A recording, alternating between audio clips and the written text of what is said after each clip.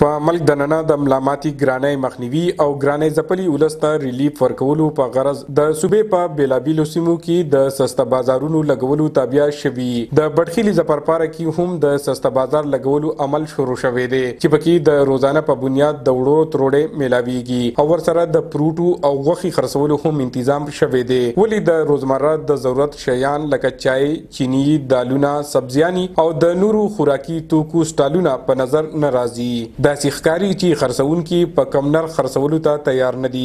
ځایي خلک ګیلمن دي او وایي چې د سسته بازار په نوم ولس سره مذاق روان دی.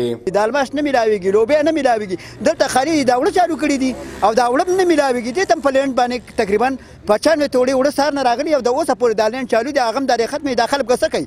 دې لپاره خلکو مزدوري نه پرېښي، غریب مخکې تباه او بیا تباه دی. دې لپاره خو به دیاړي قضا کې را دی به دلته وړو ته په قطار کې ودرېږي بیا به وړه نو کم از کم پکار دي چې لکه په دې باندې حکومت اکشن والي او دا ریټونه ټیک کړي. مهنګاي ډېره زیاته ده. زه ورته دا خواست او دا سوال کوم چې دې له کم ضرورتي شیزونه دي چې هغه زر تر زره دلته پرووایډ کړي، هغه دلته راورسوي چې د خلکو ته سهولت، ځکه چې دا ډېر لوی ایشو ده. غریبانان خلک دی. صوبایي حکومت خو ولس ته په کم نرخ د خوراکي توکو ورکولو اعلانونه ډېر کړي دي، خو د بټخیلي سسته بازار کې حکومت بېلوزه په نظر راځي ځکه چې تر دې دمه د خوراکي توکو سټالونه موجود نه دي.